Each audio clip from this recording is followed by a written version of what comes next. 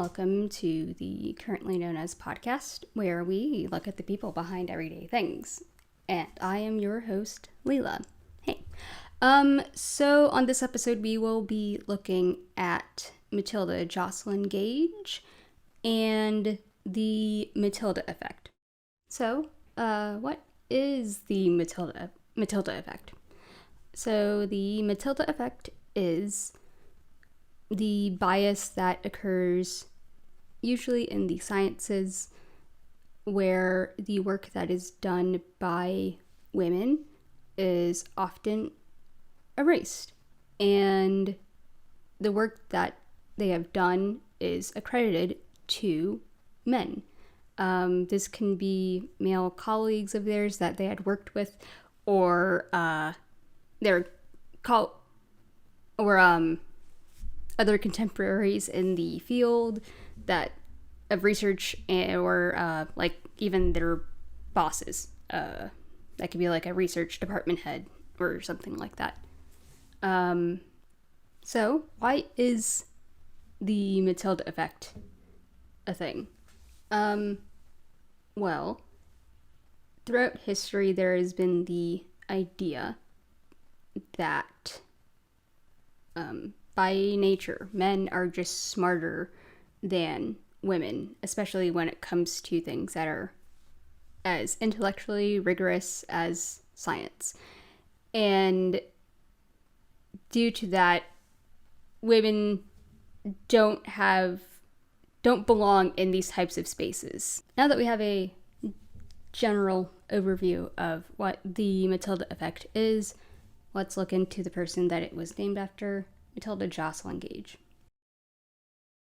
So, Matilda Joslyn was born on March 24th, 1826 in Cicero, New York, to Josiah Joslyn.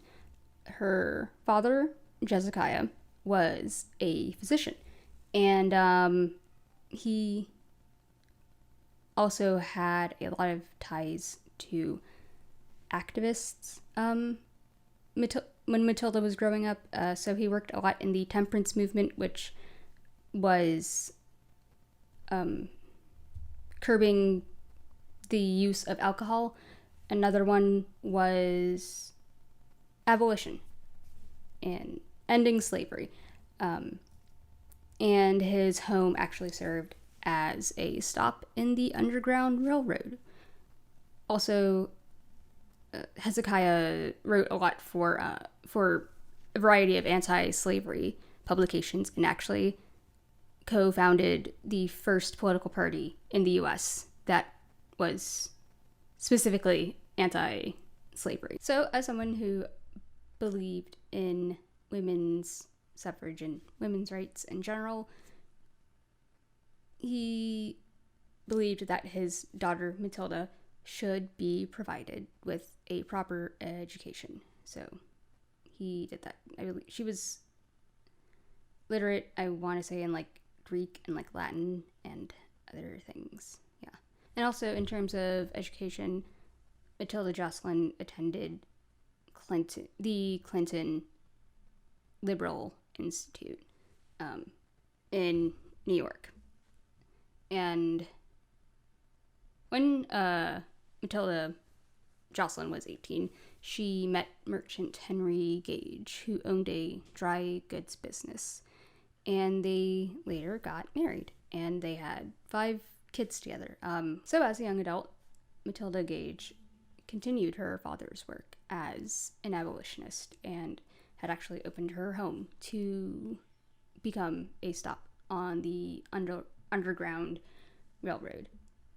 This was also during the time of the Fugitive Slave Act of 1859. So what Matilda Joslyn Gage is probably best known for is her work as a suffragette, which began at the age of 23. In 1852, Gage attended the 3rd annual National Women's Convention in Seneca Falls, New York, and she had spoken there and caught the eye of, I believe, fellow first-time attendee Susan B. Anthony, who would later go on to be a famous suffragette, and as well as appear on the old $50. Also, there was one of the main leaders of the suffragette movement, Elizabeth Cady Stanton.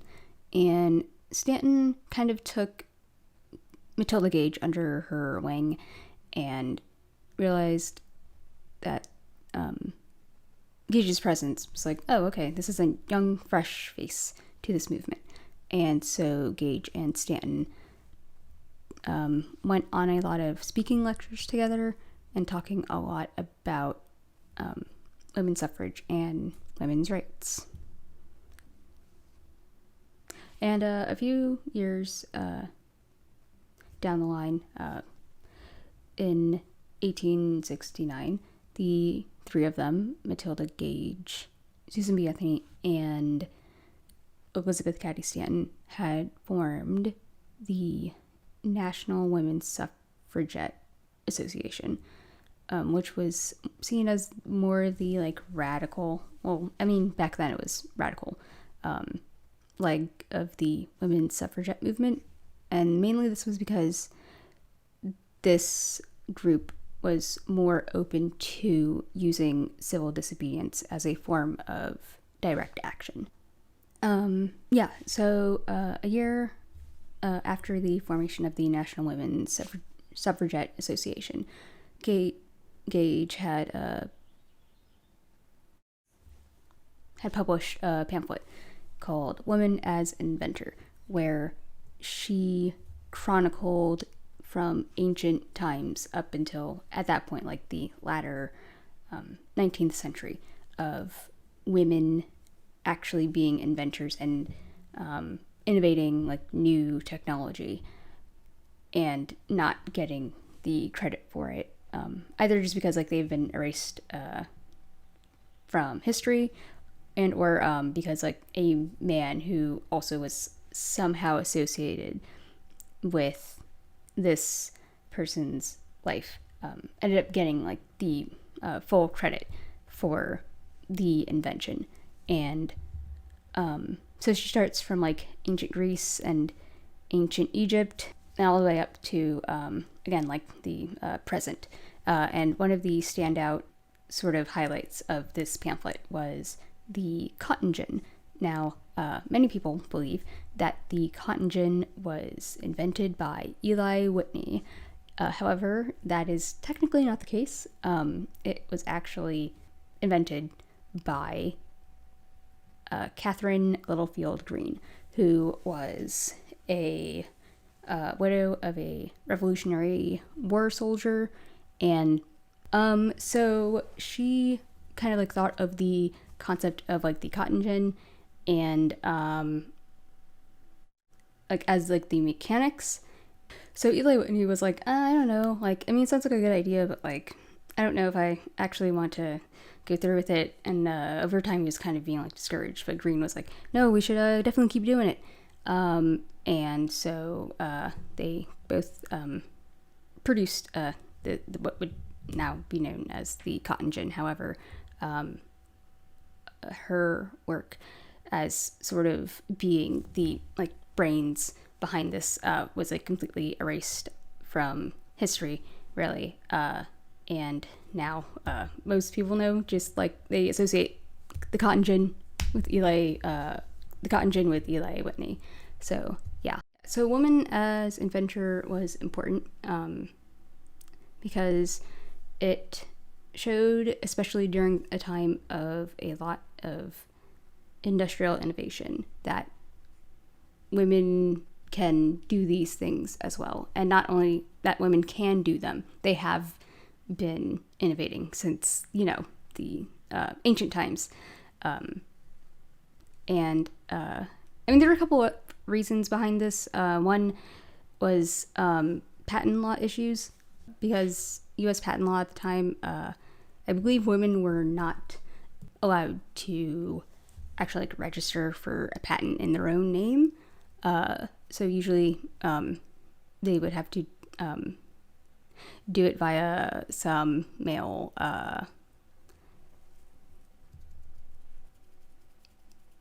sponsor or their husbands or their fathers. And just, the general idea of like women and innovating was more of a man's game than, as like a everyone game. So a quote from the pamphlet, I think that really summarizes what I'm trying to say, is inventors must not only possess full freedom to exercise their powers, but there must also be a certain welcome and protection to their ideas. Yeah, and Gage continued her work as a suffragette.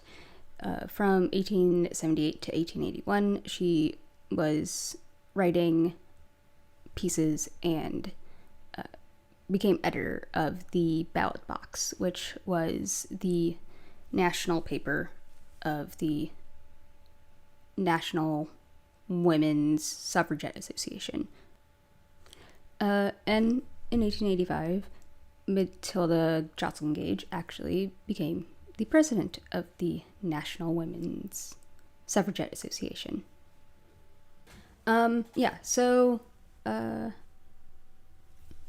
what I believe made Gage unique in terms of her activism was actively trying to include other people in what she viewed as liberation.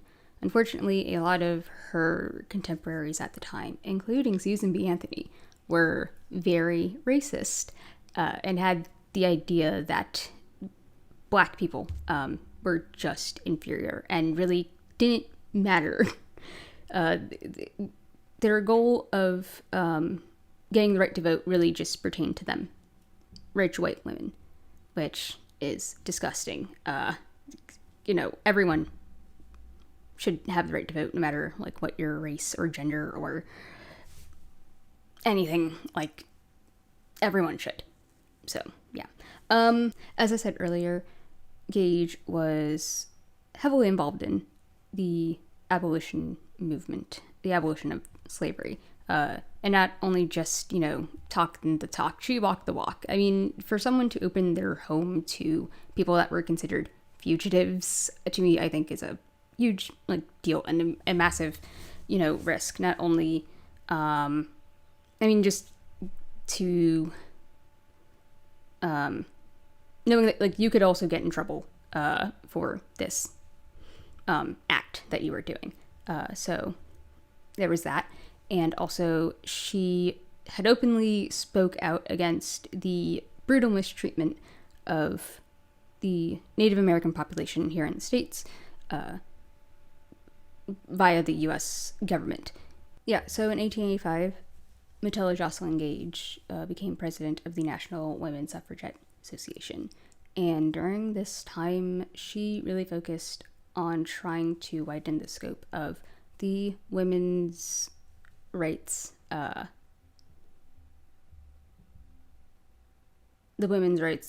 movement to include more people that were not white and rich.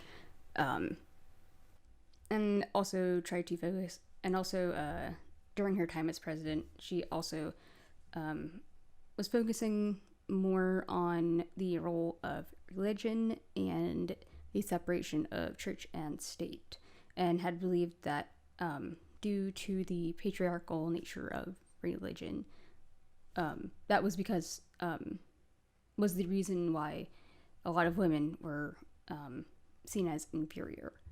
However, Gage wanting the NWSA to focus more on the separation of church and state and the role of religion really didn't vibe well with the more conservative and moderate members of the group.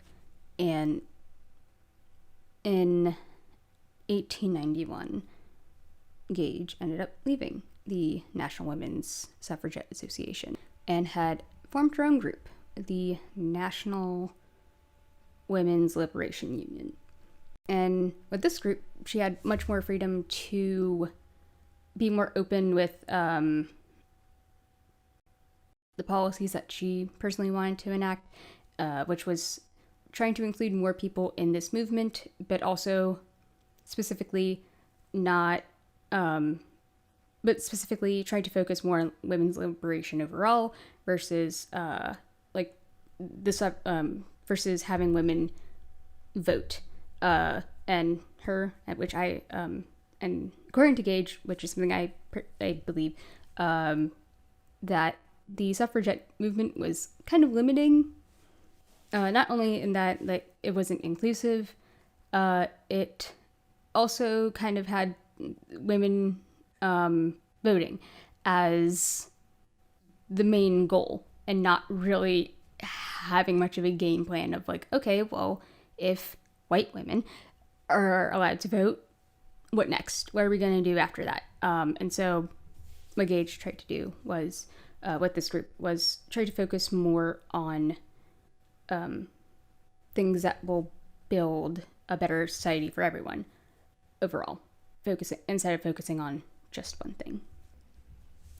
Yeah, so later in Matilda Joslyn Gage's life, she would move to Chicago with her daughter and son-in-law. Her daughter Maud Baum and her son-in-law L. Frank Baum, who actually wrote the novel adaptation of The Wizard of Oz, which would later on become the famous movie The Wizard of Oz and The Wiz.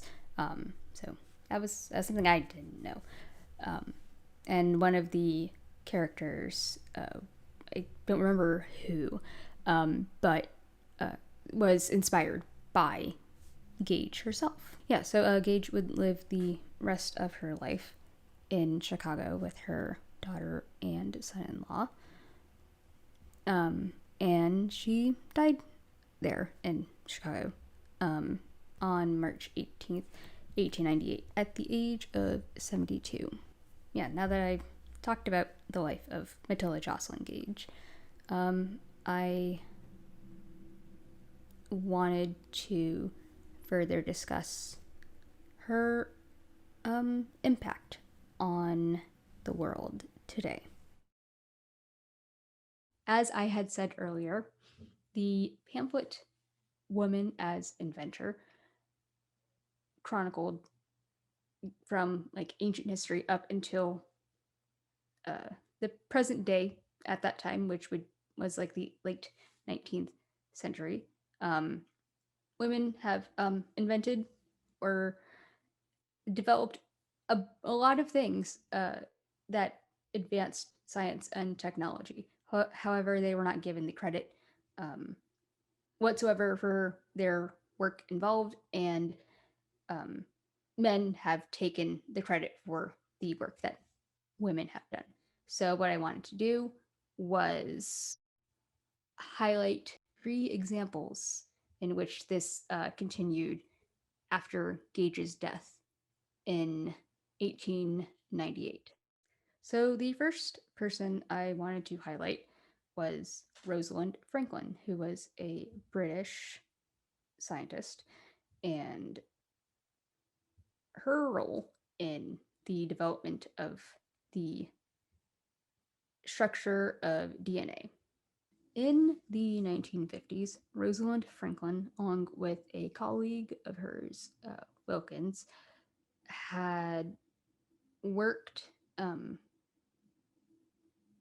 within the same vicinity in the same college in London on researching the structure of DNA. Now, during this time, during her research, Rosalind Franklin actually took a X-ray photograph of like the actual structure of DNA. However, this research associate, Wilkins, took this photograph without her permission and had shared it with Watson and Crick, who were also working in researching like the structure of DNA in Cambridge. And so Wilkins took Franklin's work again without her permission or her knowledge, like without her one permission and two her knowledge, obviously, and had shared Wilkins shared this like photograph with the two uh, at Cambridge, and so the three of them used this photograph to further develop their research, and had again through this photograph um, realized that realized the double helix structure of DNA. And so the three of them, the three of them, Wilkins, Watson, and Crick, published their research on this, on the double helix structure of DNA. And later on, the three of them, Watson, Crick, and Wilkins, won the Nobel Prize for their research in this work. They won the Nobel Prize for physiology and medicine. Again, off the work that they did not do. The work of Rosalind Franklin. And unfortunately, Rosalind Franklin had died of cancer in 1958. People that, the association that gives out the Nobel Prize, they do not give out like award, they don't give out Nobel Prizes posthumously. Um, so because like Franklin had died prior to Watson, Crick, and Wilkins receiving the Nobel Prize for their work, we don't would have also been rewarded for her massive contribution to this. The second example of a female scientist in the modern day of unfortunately being affected by the Matilda effect is Alice Ball. Alice Ball was born in Hawaii, and she was a Black woman, and she studied chemistry at the University of Hawaii in the early 1910s. Is it? Yeah. And Alice Ball was the first Black woman to receive her Master's of Science in Chemistry at the University of Hawaii, and was also Alice Ball was the first woman to teach chemistry at the University of Hawaii at 23. And so the research that Alice Ball did was looking into treating Hansen's disease or leprosy. And what Ball had found through her research was using, what's it called? So what Alice Ball's research had found was when extracting the oil from Chalmugra trees, um, symptoms of leprosy were greatly alleviated. Um, and so with this finding, Alice Ball actually developed the first injectable. Is it injectable? Yes. And so with this Chalmugra tree oil, Alice Ball had developed the first injectable treatment to leprosy, which was a huge deal because back then, Hansen's disease was like heavily stigmatized. There were like whole islands that they would quarantine people with this disease, and also like they were very much outcasted from larger society. And so yeah, so this treatment was like a huge deal. And so this oil that Alice Ball had developed was the, of course, of treatment for people with leprosy for about 30 years until the advent of sulfate drugs. Sadly, Alice Ball died at the age of 24 in 1916. Uh, so throughout her short life, she contributed a lot to the field of medicine. After her death, the president of the University of Hawaii, Dr. Arthur Dean, had continued Alice Ball's research in using the Chalmugra tree oil to treat leprosy. And, of course, what he did was he took her research and passed it off as his own, essentially. Um, and this was the case for about a century until the year 2000 when the University of Hawaii had like honored Alice Ball's life and her like crucial discovery of this initial treatment to leprosy. And the third example of the Matilda effect in modern science would be Lee's Lee's Meitner. Meitner had worked primarily in nuclear physics, and specifically worked in nuclear fission, which is the division of two atomic structures. Yes, which was crucial in developing the atomic bomb. So what had happened was Lise Meitner had worked with Otto Hahn in the early 1900s with nuclear fission. And so Hahn and Meitner worked together up until the annexation of Austria in 1938. I should also note that Lise Meitner was Jewish, so obviously she escaped to Stockholm, Sweden, and continued. And so Hahn and Meitner continued their work together. So Hahn did the actual experiments toward proving that atomic nuclei can indeed split in two. However, it was Meitner and her nephew who actually came up with the explanation behind why atomic nuclei can indeed divide into. So Hahn had published these findings again without giving Meitner credit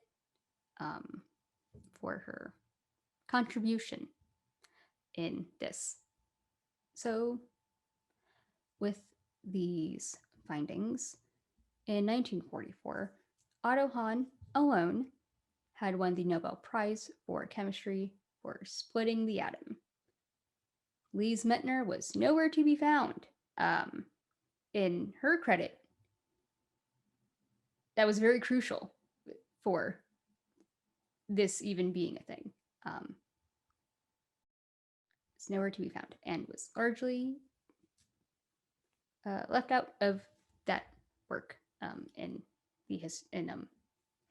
nuclear physics. So yeah, so those were 3 examples of women in modern-ish science that have been affected by the Matilda effect.